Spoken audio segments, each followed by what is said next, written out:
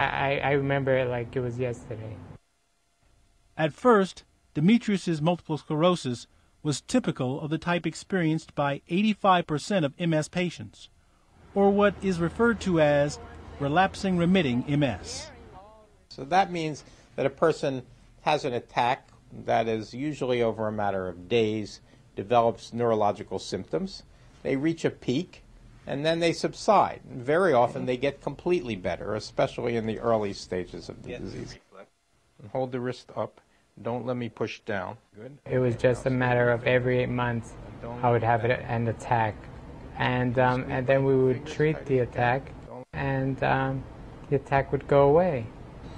Soon, Demetrius's MS condition became worse, and he was given a new diagnosis called secondary progressive, or as the name implies, a type of MS where there are no let-ups, and things only get progressively worse.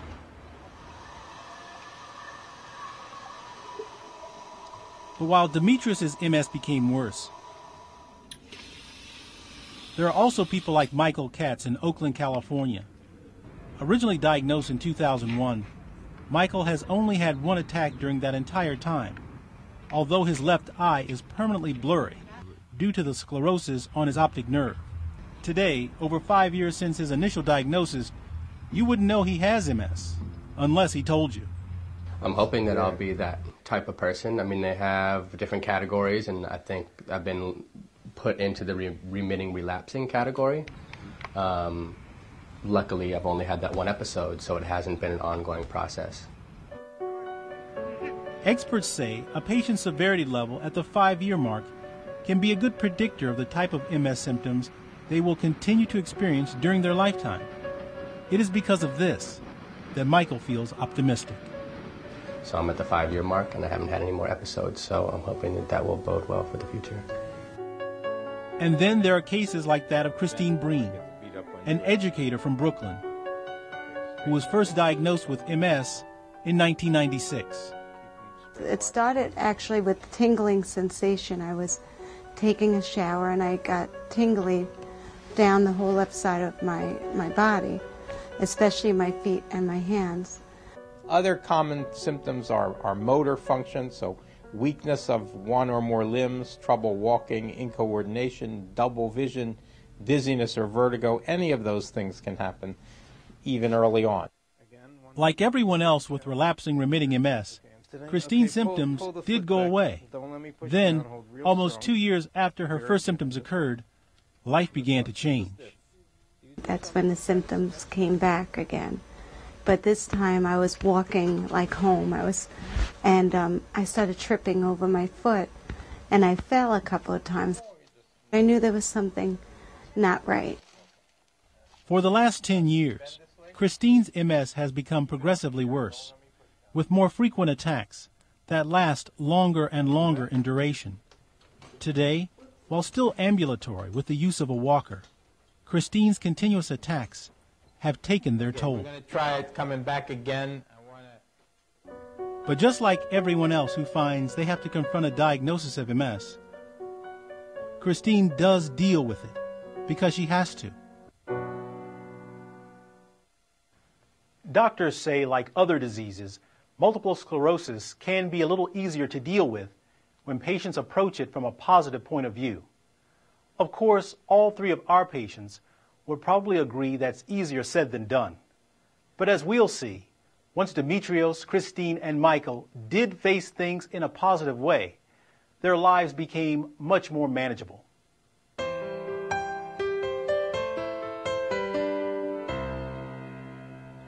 Given the nature of multiple sclerosis with its combination of debilitating symptoms and uncertainty, it's perhaps easy to see how depression is often a common problem for many people with MS. When it progressed to a point where the disease became more severe, that's when my depression came about. I was thinking to myself, all right, I'm so young and I have so much to do, but because of this, things are going to stop. and that was my feeling. And in fact, it's probably an intrinsic part of the disease. I mean, that the disease itself causes depression. Because of this, patients and their doctors should discuss the realities of depression when dealing with MS. Recognizing its symptoms and seeking treatment if needed should also be a part of the plan. Is multiple sclerosis affecting a greater number of children these days? Dr. Perry Kritchmar's Healthy Minute takes a look at the apparent rise in cases of juvenile MS and how the medical community is developing new models to address it.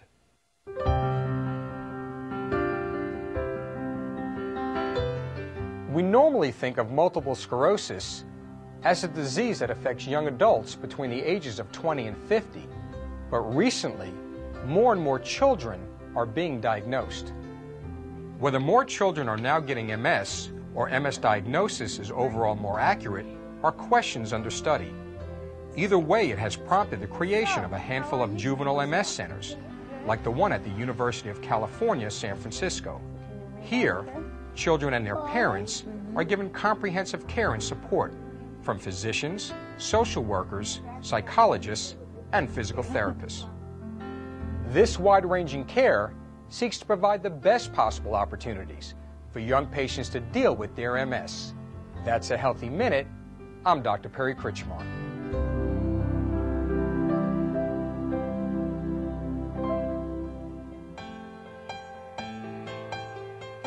What is the incidence of MS among the general U.S. population? According to the National Multiple Sclerosis Society, 1 in every 1,000 Americans will be diagnosed with MS. People with siblings or parents who have MS have a 2 to 5% chance of diagnosis, while an identical twin has a 30% chance if their twin has MS. We've seen the uncertainties and many times the difficulties that people living with MS often face. So how do they find the hope they need to deal with these challenges? Carlos Payne joins us again to look at treatment options designed to keep MS patients well, along with a healthy dose of positive thinking.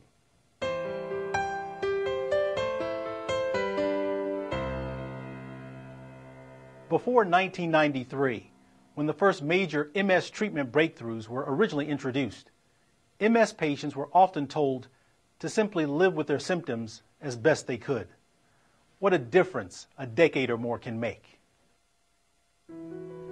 Today, treatments have evolved to include a growing variety of medications designed to decrease the number and frequency of the attacks that MS patients go through, as well as to better address the various symptoms of the disease. All of these medicines work to decrease the frequency and likelihood that patients are going to have attacks of MS. They all decrease, on average, the severity of attacks. They all decrease the likelihood and the number of additional abnormalities that develop on the MRI scan. And we believe that they probably all decrease the likelihood that a person will develop a progressive neurological disability. And it's very hard on an individual basis to say who's going to do better. You can say on sort of a group basis. So an individual who's a woman tend to do better than men. If you have the disease at a younger age, that is earlier than age 40, you tend to do better than people who have the onset of their illness after the age of 40. If your symptoms are predominantly sensory, that's a better outlook than if your symptoms are controlling the movement of your limb. In MS, just as in many other diseases, all drugs don't work the same for everyone. Fortunately today, doctors have more medicines to use than ever before. And if those aren't as successful as hoped, other treatments are available, such as chemotherapy. Since MS is considered an autoimmune disease, where certain white blood cells assault the central nervous system, chemotherapy is sometimes used to attack those white blood cells, to hopefully slow down and even stop this autoimmune destruction. The medicines that are approved for earlier stages of MS are all medicines that that modulate the immune system rather than suppress